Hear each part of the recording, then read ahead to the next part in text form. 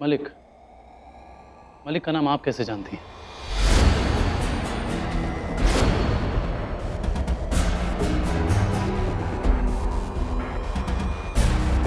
जिस टेररिस्ट का एनकाउंटर हुआ उसका नाम तो सीक्रेट रखा गया था, तो फिर आपको ये नाम कैसे पता लगा?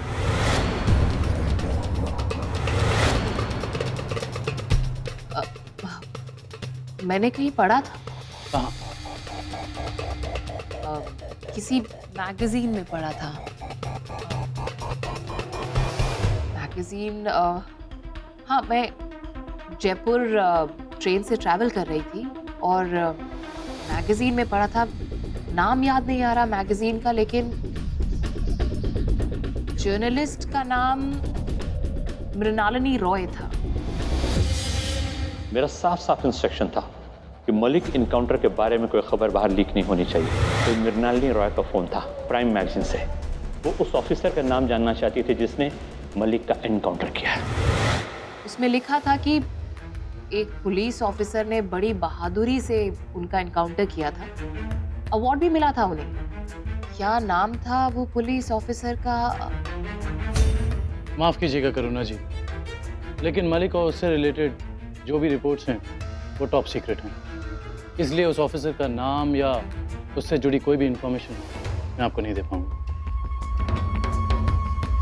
That's okay, मैं समझ सकती हूँ, पर अच्छा लगा जानकर कि आप ही की तरह और भी काफी पुलिस ऑफिसर हैं जो इतने जज्बे के साथ अपना काम करते हैं। ठीक है, मैं चलती हूँ, फिर मुलाकात होगी। श्योर, सी यू सून।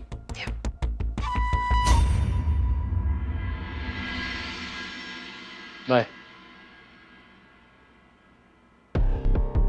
कोई मृणालिनी रॉय का फोन था प्राइम मैगजीन से। वो उस ऑफिसर का नाम जानना चाहती थी जिसने मलिक का एनकाउंटर किया। आप ही लोगों ने उस मशहूर आतंकवादी मलिक का एनकाउंटर किया था ना?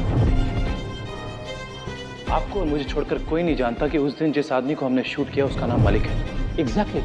सर, आपको पूरा यकीन है कि ये कॉल एक जर्नलिस्ट का था? तुम्हारे कहने का मतलब ये है ये कोई मलिक के ऑर्गेनाइजेशन का हो सकता है।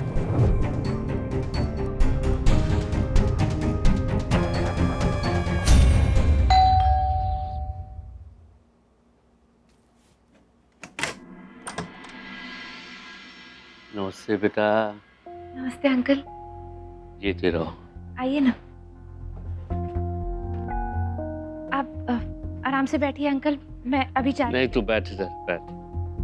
तू जरूरी बात करनी है, बैठ जा बेटा। भार्गव साहब जब थे तो सारी बातें हो जाया करती थी, एक दूसरे का हालचाल ले लेते थे। लेकिन जब से वो गए हैं, न सुबह वॉक पे जाने का मन करता है और न घर से निकलने का। अब मालती बेटे, आप मेरी बेटी की तरह हैं। सच बताओ, सब ठीक तो है ना? कोई परेशानी तो नहीं है? आप कई सालों से हमारे पड़ोसी हैं अंकल, अब आपसे क्या छुपाऊं? इसीलिए तो पूछ रहा हूँ बेटी, अब सब ठीक है? इनके जाने के बाद इसी तरह से रश्मि ने सब संभाल लिया है। सोच के थोड़ा डर लगता है कि जब उसकी शादी होगी तब पता नहीं क्या होगा। मैं एक्चुअली इसी बारे में कुछ बात करने आया हूँ बेटा। आपने मुआवजे के लिए अप्लाई कर दिया? मुआवजा? कैसा मुआवजा अंकल? सरकार ने नवंबर में हुए ट्रेन बम ब्लास्ट में मरने वाले लोगों के लिए मुआवजा डिक्लेयर किया है। नहीं अंकल, राकेश और डैडी जी की जान की कीमत कोई नहीं दे सकता। और अगर इस गवर्नमेंट को कुछ करना है ना, तो वो उन आतंकवादियों को सजा दे, उन्हें फांसी दे जिन्होंने ये घिनौना काम किया। फांसी तो मिलनी ही चाहिए ऐसे दरिंदों को।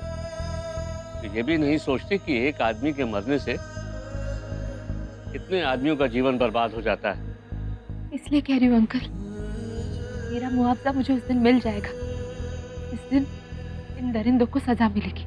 आपकी बात बिल्कुल सही है बेटा, लेकिन इतना तो सोचो कि मिट्ठू की पढ़ाई के लिए, रश्मि की शादी के लिए रुपये पैसों की जरूरत तो पड़ेगी ना। ये बात भी सच है बेटी कि पैसे की परेशानी सिर्फ पैसे से ही दूर हो सकती है। ये मुआवजा आपका हक है बेटा। कैसे हिम्मत कर पाऊंगी मैं उन रुपयों को लेने की? जो चले गए उनकी कमी तो पूरी नहीं कर सकता कोई, लेकिन जो हैं वो अच्छा जीवन जिए उसके लिए पैसा ज़रूरी होता है। मुआवजा मिलेगा तो रश्मि बेटी का बोझ थोड़ा बहुत तो कम हो जाएगा ना। ठीक है अंकल। मैं आपको सब समझा दूंगा कि मुआवजा कैसे क्लेम करना है। ठीक है।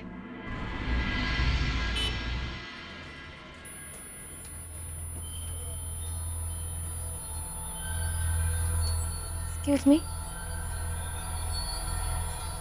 भाई साहब, बोलिए मैडम, सुन रहा हूँ। वो ट्रेन ब्लास्ट में जो डेथ हुई थी उसके डेथ कॉम्पेंसेशन के प्रोसीजर के बारे में बात करनी थी। वो शर्मा जी के पास जाइए, वो उस तरफ टेबल बैठे हैं।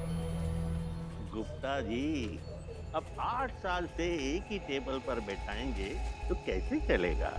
अब देखिए ना, सीनियरिटी के हिसाब से भी हमारे नाम को आगे जाना चाहिए ना। अरे बात किए, लगातार बात किए, लेकिन कोई रिस्पांस नहीं मिला। इसीलिए तो आपसे कह रहे हैं कि आप थोड़ा फोर्स लगा दीजिए। अरे यूडीसी से ऊपर तो लाइए। हाँ कहिए। जी वो ट्रेन ब्लास्ट हुए थे ना, उसमें जो डेथ हुई थी उसके डेथ कॉम्पेंसेशन के प्रोसीजर के बारे में पूछना था। कौन सा ट्रेन ब्लास्ट? बहुत सारे हुए हैं। वो पिछले नवंबर में जो हुआ ना, वो वाला। एरिया बोलो। एरिया मतलब? आपका एड्रेस कहाँ का है? अर्जुन नगर। ये लीजिए। एक और चाहिए था। तो क्यों? क्योंकि उस ब्लास्ट में मेरे पति और मेरे ससुर दोनों की डेथ हुई है।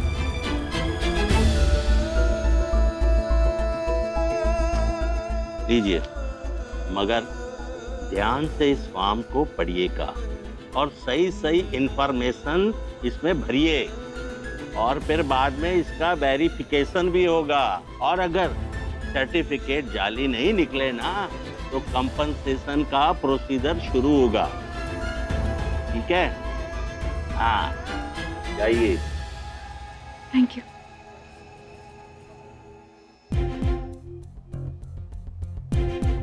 दीदी और जीजू के बारे में कुछ पता चला? नहीं, लेकिन जल्दी पता चल जाएगा। आपको जीजू और दीदी के बारे में जैसे ही पता चले आप मुझे बताएंगे। आप एक दोस्त होने के नाते मुझसे कुछ छुपाएंगे नहीं। ले बेटा चाय। संदीप बेटा चाय ले।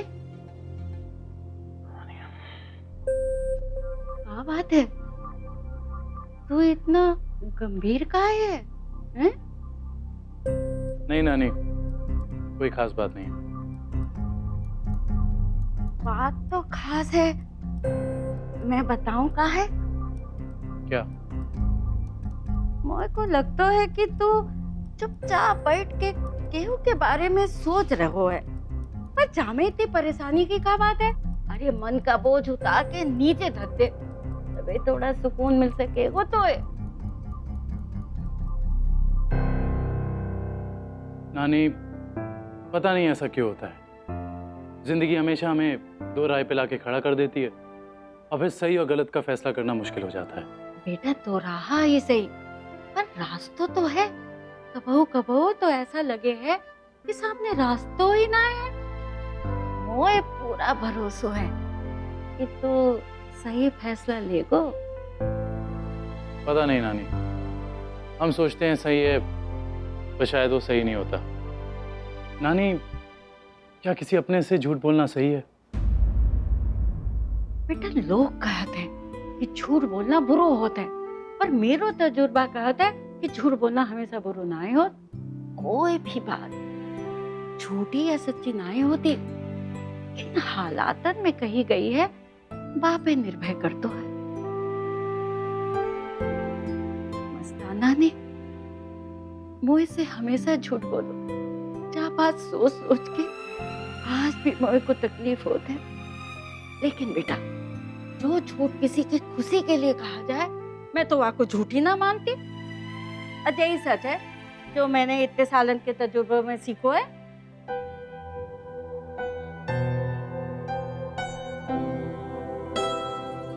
थैंक यू नानी। उम्र का तजुर्बा है बेटा, उम्र का। रश्मि बहुत अच्छी मोड़ी है, ज्यादा सोच मत, ब्याह कर ले उससे। नानी आप क्या कह रहे हो? अरे रज्जू आगरे वाली कभी गलत बात कहती ही ना है। अरे एक तजुर्बे की बात और सुन ले बेटा, रश्मि से अच्छी छोरी मिल ना सकते तो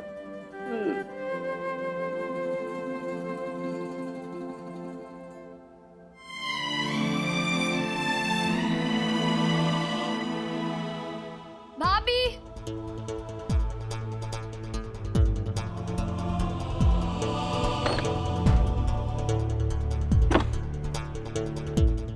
अरे भाभी आप यहाँ हैं? मुझे लगा मिट्टू को ट्यूशन्स लेके गए होंगे। नहीं, आज वो अपने दोस्तों के साथ ही चले गया, मैं नहीं गई। अच्छा आप बाहर गई थी क्या? नहीं तो नहीं, ये बैग देखा तो सोचा कि मार्केट चले गई थी ना थोड़ी देर के लिए, बस। भाभी कुछ बात है क्या? कुछ भी नहीं लल्लू, सब ठीक है। भाभी मैं जानती हूँ आप मुझसे क्या छुपा रही है, और मेरा भी मन करता है, लेकिन चाहकर भी कभी कभी हम बात नहीं कर पाते। ना आप ना मैं इस बारे में बात करिए लल्लू। भाभी मैंने सोचा था कि बात करने से दुख हल्का होने के बजाय बढ़ जाएगा। दीदी और जीजू के बारे में एक वक्त ऐसा था, पूरा दिन बस उनकी बातें होती थी। सबको डर लगता है उनके बारे में बात करने से। मैं खुद तरस रही हूँ लल्लू, कब मैं रितिका से मिलूं और कब उससे पूछूं कि क्या गलती हो गई थी हमसे, कि मुंबई में होते हुए भी एक बार भी उसने हमें कॉल नहीं किया, मिली भी नहीं, खबर तक नहीं की। देखा, इसी बात से मुझे डर लगता है। मैं जब भी दीदी और जीजू की बात छेड़ती हूँ आप परेशान हो जाती है। सब कुछ गलत ही तो हुआ है ना हमारे साथ। आगे क्या होगा क्या पता। सवाल तो मुझे भी कई सारे हैं भाभी, डर मुझे भी लगता है, लेकिन अब हिम्मत नहीं हारेंगे। हौसला रखिए। भगवान से रोज यही प्रार्थना करती हूँ लल्लू कि शांतनु, रितिका, सुची जहाँ भी हो बस खुश हो।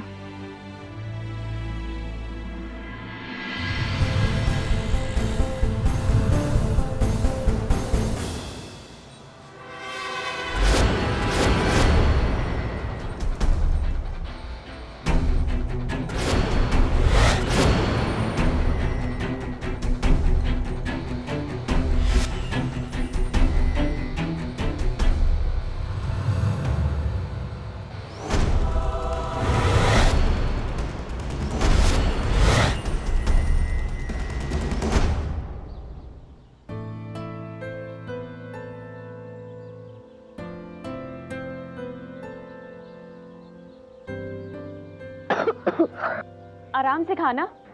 पानी पी रहा है। लाती हूँ।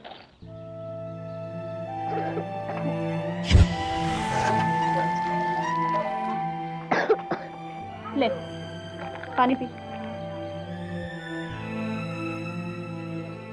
सुन, आज मैं तुझे मुंबई की ट्रेन में बिठा दूंगी, तुझे वहां से जहां जाना है चली जाना। पर दीदी मैं अकेले कैसे जाऊंगी?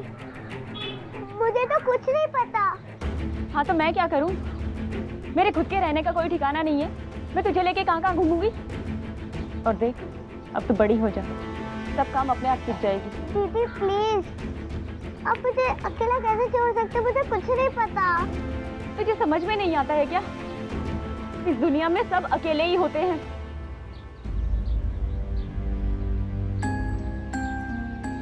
जब मस्ताना था तो मुझे भी ऐसा ही लगता था कि मेरा कोई अपना है, मैं भी शादी रचाऊंगी, मेरा भी घर बसेगा। लेकिन वो चला गया ना, मुझे अकेला छोड़ के। तारा भैया आपको बहुत प्यार करते थे ना? तारा भैया ने मुझे बोला था।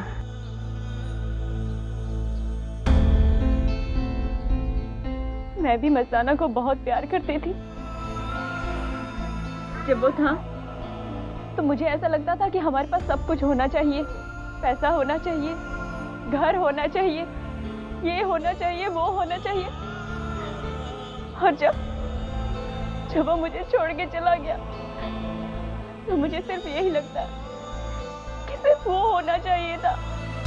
लेकिन वो चला गया ना, वो मुझे जिस हाल में भी रखता मैं रह जाती। अब तो मैं बस यही चाहती हूँ कि बस एक बार वो वापस आ जाए।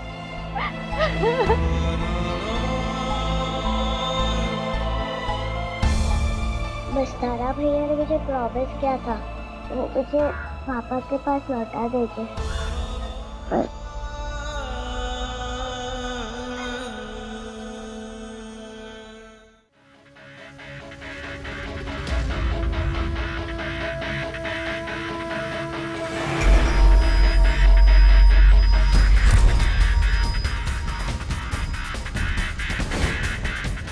ये रहे वो लोग जनाब, जैसे कि आपने कहा था।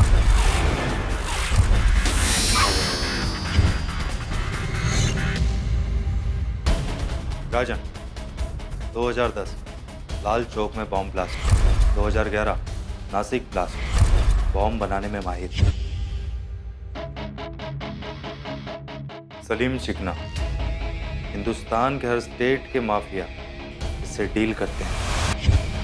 इसका नेटवर्क बहुत स्ट्रांग है जनाब। ये रॉबिन रास्कल है, क्राइम और टेक्नोलॉजी का अजीब और गरीब मिक्सचर। साइबर क्राइम हो या आर्म्स डीलिंग, लेकिन पुलिस के पास जीरो रिकॉर्ड। जनाब आपकी टीम तैयार है।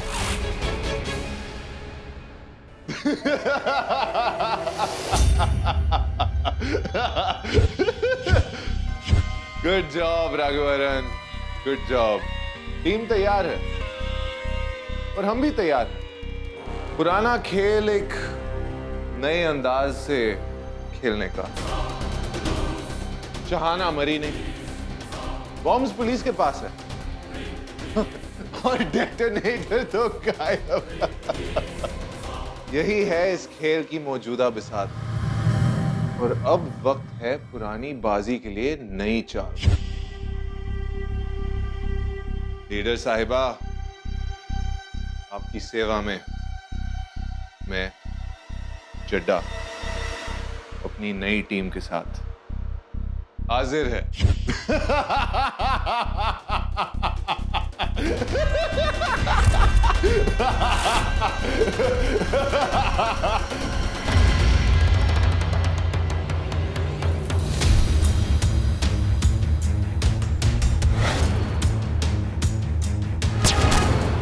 जिग्नेश को जिसने मारा वो एक औरत थी, मुझ पर गोली जिसने चलाई वो भी एक औरत थी, और वो औरत आप थी रितिका जी। नहीं थी। तो कौन थी? शहाना।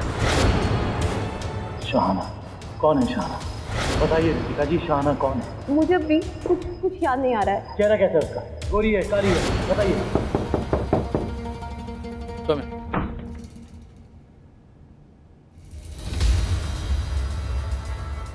मुझे एक नाम की तलाश है, शहाना, और हमारे पास सिर्फ नाम है और कुछ नहीं।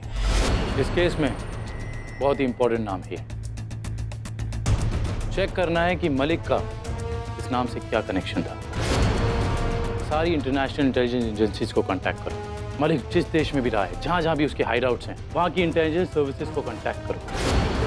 यूके में secret intelligence services, SIS, Scotland yard, counter terrorism command, CTC, CIA और इंटरपोल। हर कोशिश करो इस नाम के बारे में इंफॉर्मेशन निकालने के लिए।